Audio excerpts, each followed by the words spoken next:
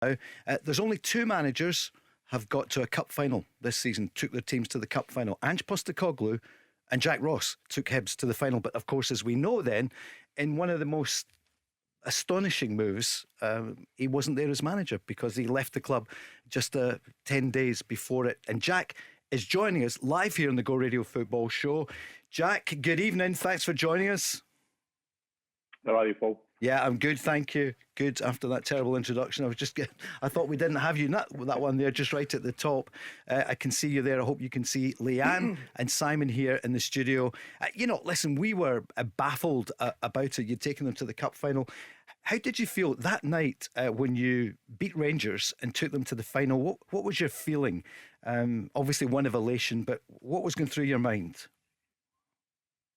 I think in the aftermath of that semi-final, I think naturally you have the excitement of looking forward to a National Cup final. I'd been fortunate enough to take Hibs to the Scottish Cup of the previous season, but in that season when there was no supporters, I had a very different feel around it. So I think to look forward, hopefully, to the opportunity to go back to a full handing was an exciting one. However, we were, even at that point, our league form had dipped. So I think even though we had enjoyed the successful semi-final victory, we still had a lot of focus on addressing our league form. And subsequently we weren't able to do that well enough, if you like, in order for us to be charged for the cup final. So I think at the time when you win that semi-final, you don't for 1 second imagine that you won't be in charge for the final, especially when it was coming round so quickly.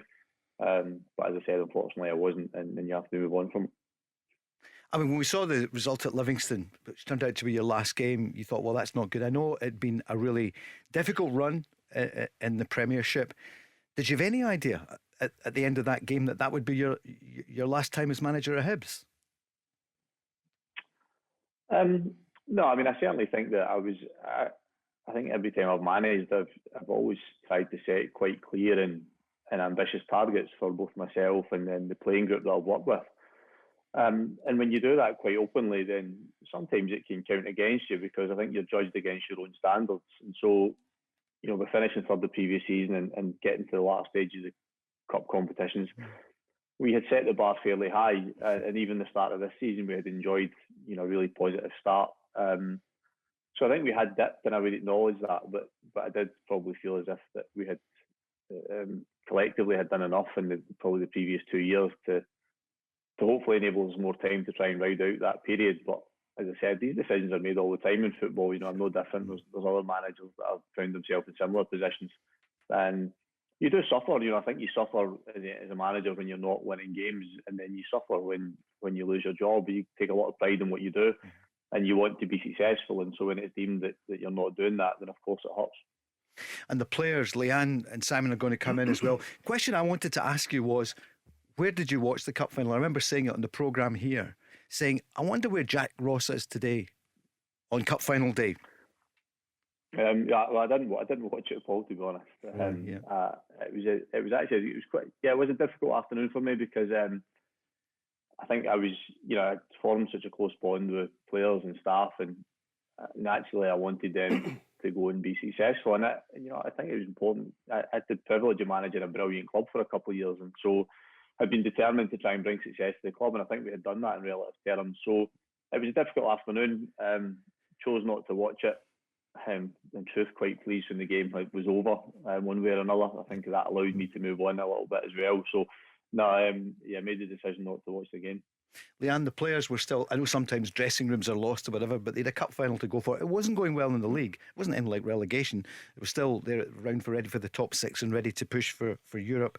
But you got the sense the players were gutted and in the role that they had played by letting him down in the league. Yeah, and I think that, Jack, how are you doing, first of all? Hi, Leanne. Yeah, no, I think, listen, as players you feel that responsibility, and I think that's maybe the toughest part, and Jack, you can maybe account for that or not, but leaving that job in that position with such good relationships with the players, but ultimately you're the guy that loses your job and the players remain in their position. And I think everybody on the outside could see it was a case of players underperforming. I think there was a few COVID cases in the earlier weeks, Jack, is that right? In the run up you were hit quite badly in terms of the playing group and preparation for matches and stuff. Yeah, but I think I think even in the aftermath of it, or certainly in the last few weeks, I never really looked for excuses in that respect. I think you have to find a way to try and win games, and even in the aftermath of the COVID disruption we had, we produced the performance against Rangers. I think we just went through a period that, in amongst probably the difficult run we were having, I would accept there was 2 or 3 games where I think we played really poorly, but there was probably 4 or 5 others where I think we were okay, and there wasn't a lot between us winning games and not winning them, and that happens at times. And I think the point you were saying earlier about players, and I've been in that position as a player who managers have lost their job. You do feel responsible, particularly if you feel as if the environment and the culture is good and you're having relative success. But I think when you accept the position as a manager, you have to accept that you're the one that will always carry the ultimate responsibility if results don't go well. And I've done this long enough now to accept that's the case. Simon? Yeah, hi Jack, how you doing? Hi Simon, just interested because, as you say, you get to a cup final last year, you finished third. With all respect to Hibs being a big club in Scotland, that is success. Obviously, you want to maybe go and try and win silverware, but do you think you've maybe kind of fell victim to your success? Because I think people at clubs just think you can automatically go out and churn it out again. And as you quite rightly said there, I think you deserved a wee bit more time to turn it, because Hibs, certainly when I've watched Hibs over the last few seasons, a very entertaining attacking side, some really good players in your team. And I always thought that they would turn it. I think Hearts coming back into the league this year makes it a wee bit more difficult because they've strengthened again. But they're in the right half of the league again, and I'm sure if you'd got the time, you would have turned it. Yeah, I think, Simon, the point about how you're judged, and I mentioned that earlier about being judged against judged against yourself, if you like. I think Derek McInnes is probably the best case in point in recent times in Scotland for that. I think what Derek achieved at Aberdeen consistently was outstanding, but he wasn't judged against previous Aberdeen managers. He was judged against what he did there, and I think that's okay. It's okay to a degree, but I think as long as sometimes other people have that understanding as well, and also I think when you add into the mix, I think we do live in a world, not just a football world, but a world where people want change all the time and get bored very quickly. We want a new phone, a new car, we want a new manager, we want new players. I mean, players are the other thing that's interesting, because you don't even look at your playing days where there's a clamour almost now in every transfer window to have a high turnover of players. And yet that shouldn't really be the case, but it's almost because we get bored of the same players, and I think that happens sometimes with the coaches and managers nowadays as well. The frequency of turnover of the managers and job, and the longevity they have at clubs is getting shorter and shorter. Do you think the owners don't give up managers enough time? I know in your case, you felt, I saw your quotes, you felt you had enough in the bank with the taking them to the cup final last year, semi-finals. Do you think that Ron Gordon, they panicked? No, I mean, I think you have to ask him that, Paul. I think that we, I think I've said the soreness of the decision, because as I said, I felt as if we had done a lot of good work in the 2 years. I do think that I've had different experiences of different owners at clubs and different senior management, and they all behave in different ways and have different ways in which they judge things, and that's okay. I think that probably the clubs that in the modern era that have the greatest stability are the ones that have the greatest longer term consistency, success, if you like, and relative success. So I think people would assume that to be the case, but as I mentioned earlier, in football it can be pretty difficult. I think especially nowadays with 24/7 news coverage, but the constant stream of opinion that appears very quickly on social media, that can make people react very quickly. I think that's just part of the course nowadays as well. And we saw you at Sunderland on the Netflix, obviously, Sunderland Till I Die, and that really is in the spotlight, Leanne, isn't it? Everything, every day, there's footage there. Jack, where are we going to see you next? Give us the exclusive. We might throw a few clubs at you, but you actually, you'll see it on our socials. He's smiling, looking good. You're only 45 years old. What's next for you? I don't know, Paul. I think that this is the first probably break I've had in 6 years for management, and that job itself. I'm glad you pointed out that I'm only 45 because I look a heck of a lot older from doing these years of management. It's a, but I do Jack, love that's it. what I was going to ask coaching. you. Sorry to interrupt. Have you enjoyed your time? Because it is 24/7 management and that side of it. Have you enjoyed that little bit of time just to get a breather? Yeah, I mean, I don't like not working.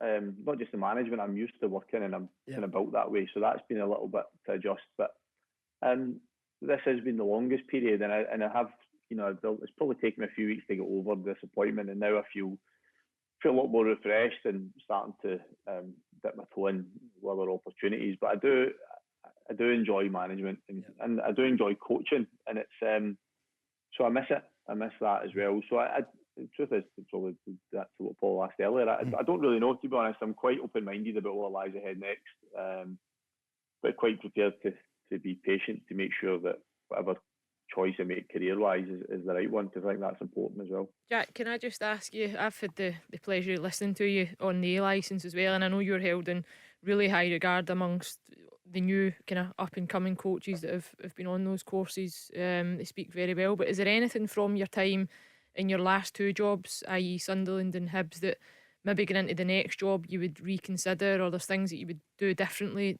Have those experiences changed management for you in any way?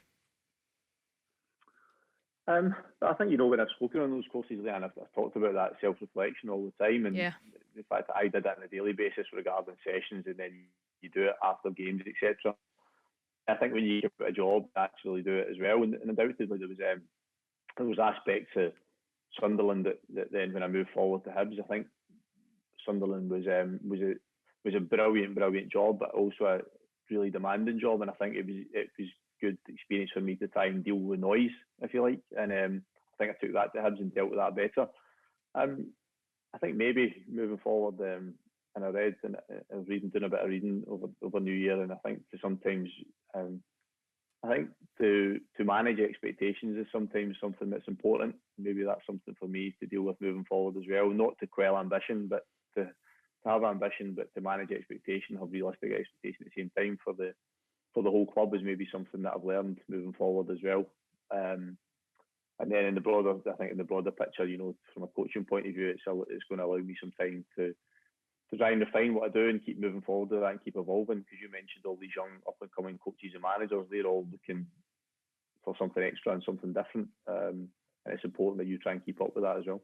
Yeah, no, I think it's really interesting, because I think even when you look across other teams in the league as well, and how managers must feel, that Dundee United's probably another example. This year started the season so well, they're now without a win in 7, and you just think management, there's such a fine line between getting it right it's so and volatile, going can't it? It absolutely so volatile, and as Jack quite rightly says, sometimes just change for change's sake, because that manager's been in the job for a certain amount of time. Let's change it, and but it's only 2 years, and look, I mean, we're never going to get the Alec Ferguson days back, but the years, we took him 4 years to win the cup. There's no other job like football, though. No. Sure, is that cutthroat, 7 weeks worth and you're gone. So Jack, give us the exclusive. I haven't. We were trying to think about any jobs in Scotland. Obviously, your stock's really high in England as well. Queen's Park, an ambitious club. Leanne Dempster, the chief executive. Yeah, I know you. I don't know if they've been in touch or whatever. Leanne, could you see that? You mentioned that beforehand.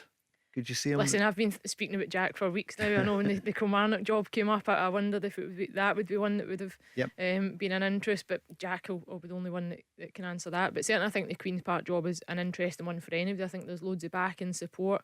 I know Leanne Dempster and what she does, and her kind of driving motivation within the game, and she's got a huge passion in terms of the women's side as well, which hopefully will come to fruition. But I would just love to see Jack Ross back in football at some point in the not too distant future anyway. And I'm sure we will. But you can't answer. Do you want to tell us, are you going somewhere? I'm going at this time of year, Paul, and given I've managed to just I managed to get a family holiday just after New Year and enjoy some sunshine. So at this point of year, I would love to, I'm going to go to hot and sunny United, because that would be my preference. Yeah. I mean, that's right. Get away from these UK winters. I know. When Simon was asking there about the break, but of course it's been Christmas, New Year for people, and I'm glad you got some sunshine. One of your old teams, Alloa, then up against Celtic, and Barry Ferguson, our own Barry, he's up against Ange. Any advice then for Barry? What do you think about Alloa? Is there going to be romance in the cup for the Wasps? First of all, I'm sure Barry said this on many occasions. It's a brilliant club to work at. Also fantastic pedigree in terms of producing managers. Fantastic chairman, and Mike Mulroney, who I think is up there, certainly the best I've worked with, and how he supported me. In terms of preparing to play against Celtic, I'm not going to help him too much, I wouldn't say, because it's difficult. They are undoubtedly, from what Ange has done since he took the job, and he is very, very, I think, single-minded, if you like, in terms of the way they play. But when it clicks for them, they are very, very good and very difficult to play against. So I'm sure Barry will be aware of that. Sure. And I can't even say that the surface at Alloa has always been good, even though it's artificial. So, and it's a big pitch as well. So, but any occasion you have a chance of winning the game, but certainly it's tough a tie, I think, as Barry could have drawn in the Scottish Cup. And final question from us: have you got a hunch who's going to win the league? You've played against Rangers this season. You played Celtic. Who's going to lift it? Yes, Paul, it's probably it is very, very difficult to call. I think that the pendulum has probably swung in people's opinions as the season has went on. I think obviously there may have been those that would have imagined the disruption with Stephen leaving Rangers that might have caused, but Giovanni's record since he's taken over has been very good. I think there's been adaptations in their style of play. I think the recruitment from Celtic in this window has been important. I think it was probably necessary to give them the best possible chance of winning the league, and I think it may be another one of those seasons that goes right to the very end, the way it's heading at the moment. Jack Ross, thanks so much for joining us in the programme. Maybe you come into the studio one of the days and join us here in the heart of the Gorbals. Jack, thanks so much. Thanks, Paul. Thank you.